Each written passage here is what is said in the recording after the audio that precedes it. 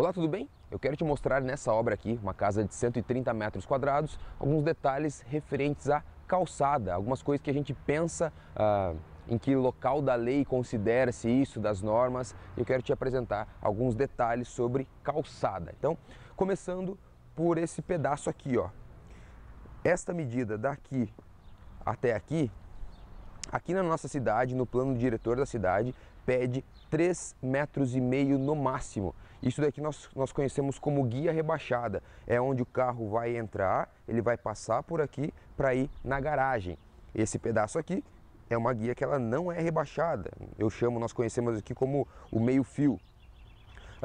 Se por um acaso essa medida tiver mais do que 3,5 metros, na hora da carta de habite-se, que é um documento que nós solicitamos junto à prefeitura, eles vêm aqui, os fiscais vêm e fazem uma fiscalização na casa. Se por acaso isso estiver maior do que 3,5 metros, a prefeitura indefere o nosso pedido da carta de habite-se e pede então para que esse pedaço da guia rebaixada seja diminuído até chegar nos 3,5 metros. Ah, Marcelo, mas aqui é fácil, o teu portão tem essa medida, um pouco menos talvez, a guia rebaixada fica legal, mas o portão da minha casa tem 5 metros, então daqui até aqui eu tenho 3 metros, ele é maior, como eu faço? Neste caso, a calçada ela está reta, ela está bem paralela aqui ao portão.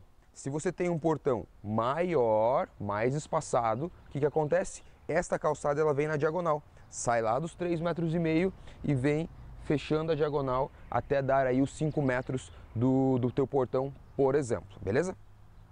Essa calçada, ela tem um padrão. No nosso caso aqui, na minha cidade, eu tenho 3 padrões de calçada. As calçadas lá para o centro da cidade, como que elas são feitas, uma escala maior dos bairros ali ao redor do centro e numa outra escala ainda para os bairros que estão mais afastados do centro. Esse daqui é o terceiro padrão que nós temos de calçada, em que eu preciso ter uma faixa de pedestres, onde os pedestres trafegarão, e eu preciso também ter uma faixa de grama, não necessariamente grama, mas uma faixa onde a água da chuva possa infiltrar, e outra faixa de grama aqui também. Lembrando que o nosso terreno, ele começa aqui, nesta linha. Este espaço aqui, ó, esse espaço aqui é um jardim que nós teremos, que faz parte do nosso terreno. Então, esta é a linha do nosso terreno. Se eu quisesse, por exemplo, construir uma grade, aqui, essa grade que está aqui, ó, se eu quisesse construí-la aqui, eu poderia. Eu estaria dentro dos limites ali do terreno. Mas nós aproveitamos e fizemos esse detalhamento em si, tá? Entrando na garagem, aqui nós teremos um portão basculante, tá? Entrando na garagem, eu não quero que o carro passe pela grama ou passe pela terra até chegar na garagem propriamente dita.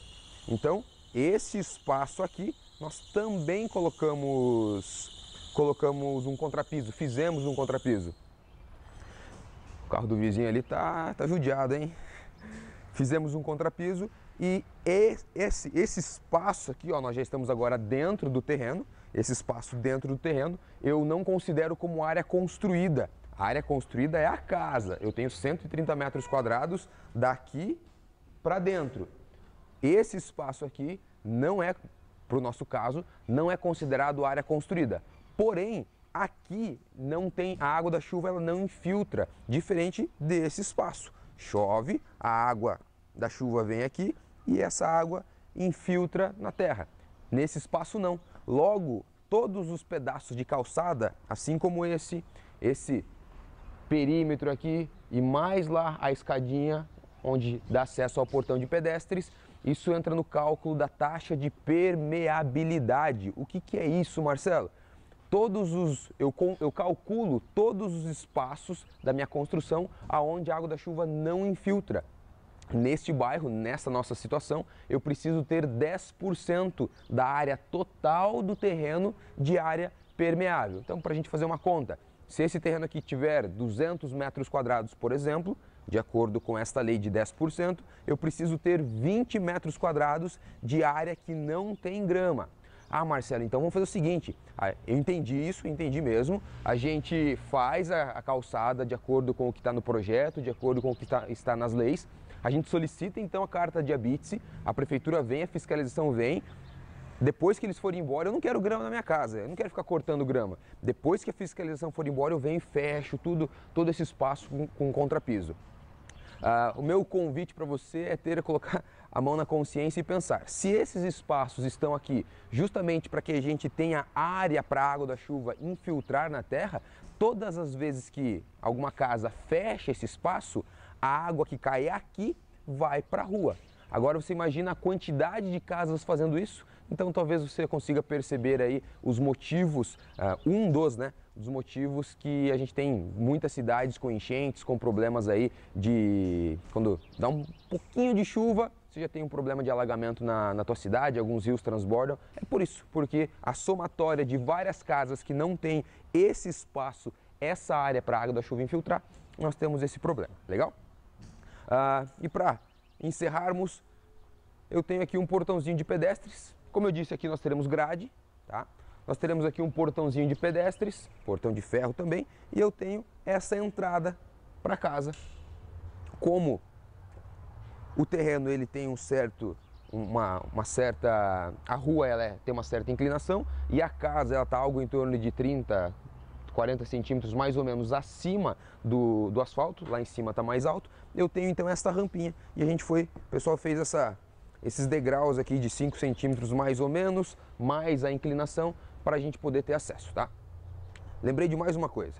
Aqui, ó, nós temos um terreno praticamente plano, né? Tem as suas inclinações, mas ele é praticamente plano. O que acontece? Essa entrada de carro aqui, ó, tá bem tranquila. Mas imagina agora um terreno em que deste ponto até a entrada do carro, o terreno é bem mais alto, a casa é bem mais alta. Então, esta rampa aqui, ó, essa entrada do carro, ela fica uma entrada bem íngreme, bem complicadinha aí, bem difícil de se entrar. Só que olha aqui, ó, eu preciso ter essa faixa para o pedestre trafegar por ela. Agora, se eu tenho uma rampa muito inclinada aqui, essa faixa aqui, ó, de tráfego, ela fica comprometida. Então, sempre quando a gente for projetar calçadas, parece que não, mas o projeto da calçada faz parte do projeto da casa, então saiba que quando você estiver contratando alguém para fazer o projeto da sua casa, inclui o projeto das calçadas, o projeto da entrada da casa, dos pórticos, portão de pedestres, portão veicular e inclusive a calçada da rua. Precisa ser pensado isso para que nós não tenhamos esses problemas. E aqui, pelo menos na minha região, essas calçadas, se não forem executadas de tal forma que priorize-se o pedestres ou o cadeirante, nós não conseguimos a liberação da nossa construção. Beleza? Espero que eu tenha te ajudado com esses detalhes de calçada. Eu sou o Marcelo Akira e nos vemos no próximo vídeo.